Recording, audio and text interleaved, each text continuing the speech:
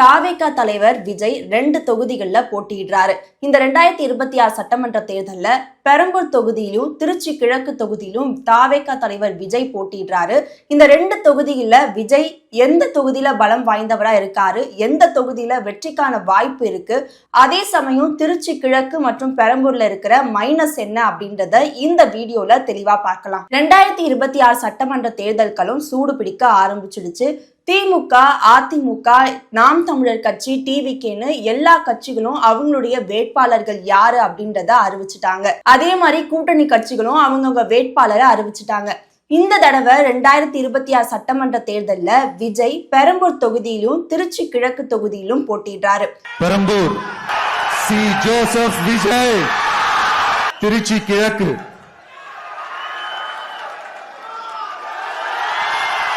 C. Joseph Vijay.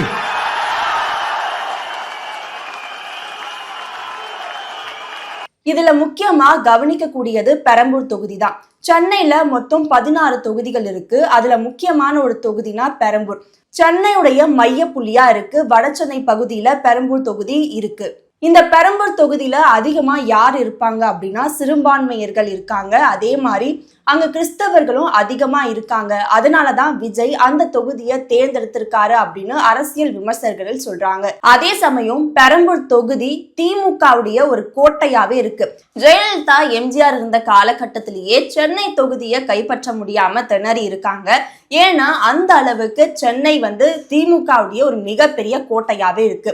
பெரம்பூர்ல sitting எம்எல்ஏவா இருக்கிறவங்க திமுகவை சேர்ந்த ஆடி சேகர். இவரு 1,05,000 வாக்குகள் வாங்கியிருக்காரு.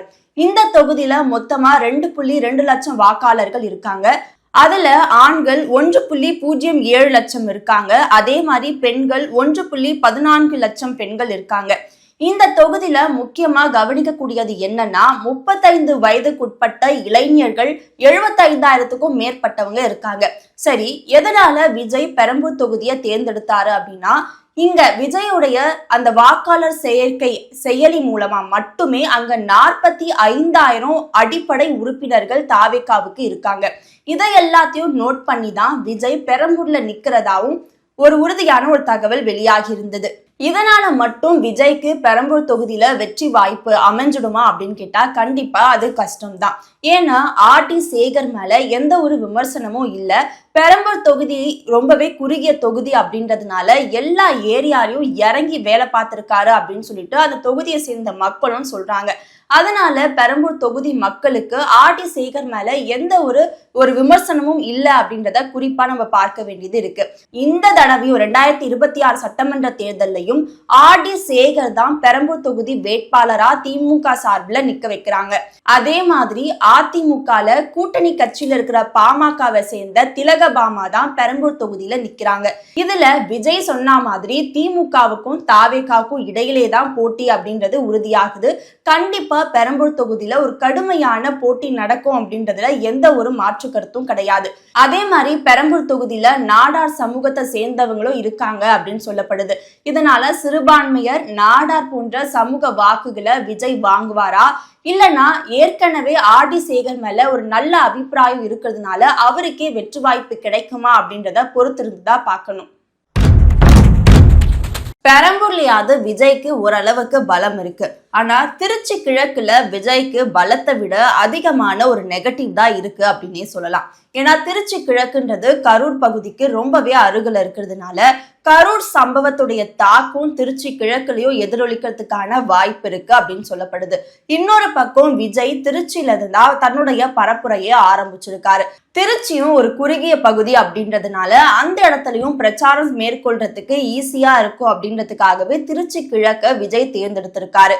அங்க சிட்டிங் எம்எல்ஏவா இருக்கக்கூடியவரு இனிகோ இருதயராஜ். இவரு 94,000 வாக்குகளை 2021 சட்டமன்ற தேர்தல் அப்ப வாங்கியிருந்தாரு. அதுவும் அதிமுகவுடைய முன்னாள் அமைச்சர் வெல்லமண்டி நடராஜனை தோற்கடிச்சு அந்த தொகுதியில வெற்றி பெற்றிருந்தாரு இனிகோ இருதயராஜ். எதனால விஜய் திருச்சி கிழக்கு தொகுதியை தேர்ந்தெடுத்தாரு அப்படின்னா அதே மாதிரிதான் பெரம்பூர்ல எதனால தேர்ந்தெடுத்தாருன்னா அங்க சிறுபான்மையர் ஓட்டு இருக்கு, கிறிஸ்தவர்கள் ஓட்டு இருக்கு, நாடார் சமுதாயத்துடைய ஓட்டும் விஜய்க்கு வரும் அப்படின்ற எண்ணத்துலதான் பெரம்பூர் தொகுதியை தேர்ந்தெடுத்தாரு. அதே மாதிரி திருச்சி கிழக்குலயும் கிறிஸ்தவர்கள் அதிகமா இருக்காங்க, சிறுபான்மையர் அதிகமா இருக்காங்க, அங்க வெள்ளாளர் சமுதாயத்தை சேர்ந்தவங்களும் இருக்கிறதுனால இந்த ஓட்டுகள் விஜய்க்கு வரும் அப்படின்ற அடிப்படையில தான் திருச்சி கிழக்க தேர்ந்தெடுத்தாரு. இதுல முக்கியமா கவனிக்கக்கூடியது என்னன்னா, இருதயராஜும் அதே சமூகத்தை சேர்ந்தவர் தான், அதே மாதிரி அவரும் ஒரு கிறிஸ்தவர்ன்றதுனால ஓட்டு கண்டிப்பா பிரியறதுக்கான வாய்ப்பு அங்க கம்மி தான் அப்படின்னு சொல்லப்படுது. இருதயராஜும் அந்த தொகுதி முழுக்க இறங்கி வேலை பார்த்திருக்கிறதுனால மக்கள் மத்தியில அவருக்கு ஒரு நல்ல பேர் இருக்கு, நல்ல அபிப்பிராயம் இருக்கிறதுனால விஜயோட தாக்கம் அங்க எப்படி இருக்கும் அப்படின்றது ஒரு மிகப்பெரிய கேள்விக்குறியாதான் இருக்கு. அது மட்டும் இல்லாம இப்ப சிட்டிங் எம்எல்ஏவா இருக்கக்கூடிய இனிகோ இருதயராஜ் நேரடியாவே விஜய்க்கு சவால் விட்டு இருந்தாங்க.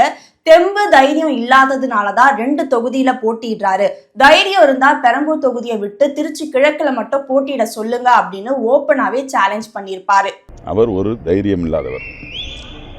ஏதாவது எந்த காலத்திலாவது ஒரு கட்சியினுடைய தலைவர் 2 தொகுதிகளில் போட்டியிருக்கிறாரா? ஒரு தெம்பும் திராணியும் இருந்தால் ஒரு தொகுதியில் நிற்க சொல்லுங்கள். பெரம்பூரை விட்டு இங்க திருச்சி கிழக்குல என்னோடு மோத சொல்லுங்கள். நிச்சயமாக வெற்றி எங்கள் பக்கம். திருச்சி கிழக்கு தொகுதியில அதிமுகவை சேர்ந்த ராஜேந்திரன் அவர்களும் போட்டிடுறாங்க. அதே மாதிரி நாம் தமிழர் கட்சியில கிருஷ்ணசாமி என்பவரும் போட்டிடுறாங்க.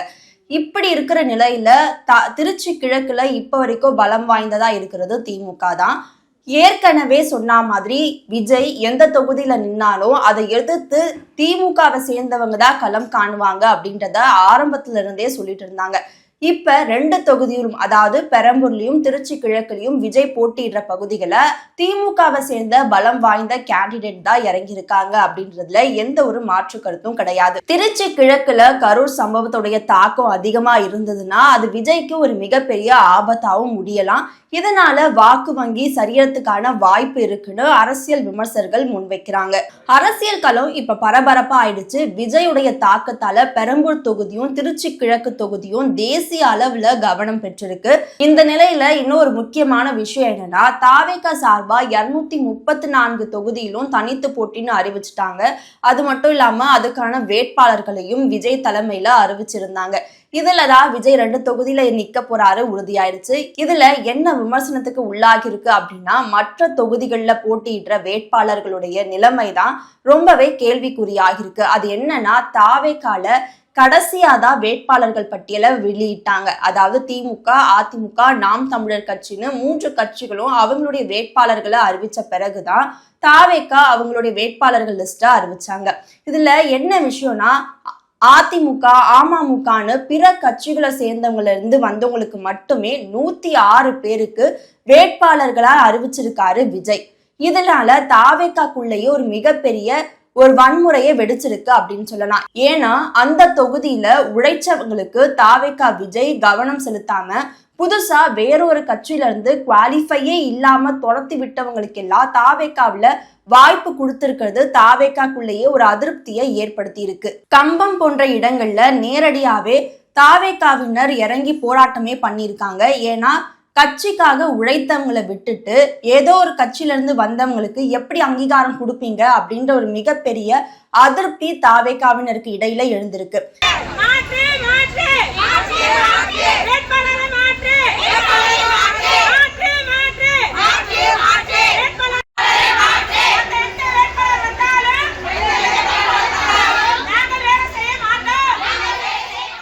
இன்னொரு பக்கம் அஜிதா, தாவேகாவில் ஒரு பெண் நிர்வாகியா இருந்த அஜிதா மாவட்ட செயலாளர் பொறுப்பு கொடுக்கலன்னு காரம் மறிச்சு போராடினாங்க. அது மட்டும் இல்லாம தற்கொலை முயற்சியும் பண்ணியிருந்தாங்க. அஜிதாவுடைய தொகுதியான தூத்துக்குடியில விஜயோடைய நண்பரான நடிகர் ஸ்ரீகாந்துக்கு பொறுப்பு கொடுத்திருக்காங்க.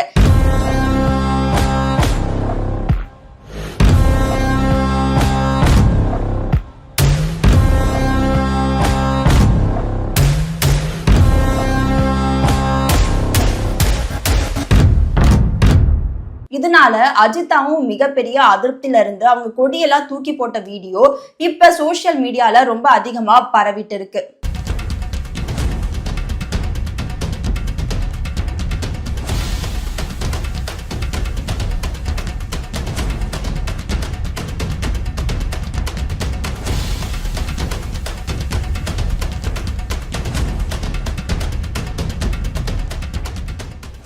பிற கட்சிகளிலிருந்து வந்தவங்களுக்கு மட்டும் தாவேக்கால பொறுப்பு கிடையாது. ஏற்கனவே பெண்களை ஆபாசமா பேசினவங்க, கேஸ் அதாவது தாவேக்கா வேட்பாளரா அறிவிச்சவங்க மேல நிறைய கேஸுகளும் இருக்கு. A1 குற்றவாளியா இருக்கிறவங்களுக்கு எல்லாம் தாவேக்கா சீட்டு கொடுத்திருக்காங்க அப்படின்ற ஒரு விமர்சனத்தை விஜய் மேல வச்சிருக்காங்க. இது எல்லாமே தேர்தல்ல எப்படி எதிரொலிக்கும் அப்படின்றத பொறுத்திருந்துதான் பார்க்கணும். 2026 சட்டமன்ற தேர்தல்ல இப்ப விஜய் 2 தொகுதியில போட்டியிடுறாரு. இந்த 2 தொகுதியில 2த்துலயும் வெற்றி பெறுவாரா, இல்லைன்னா ஒரு தொகுதியில மட்டும் வெற்றி பெறத்துக்கான வாய்ப்பு இருக்கா, இல்ல 2த்துலயும் தோல்வி அடைவாரா அப்படின்றத பொறுத்திருந்துதான் பார்க்கணும்.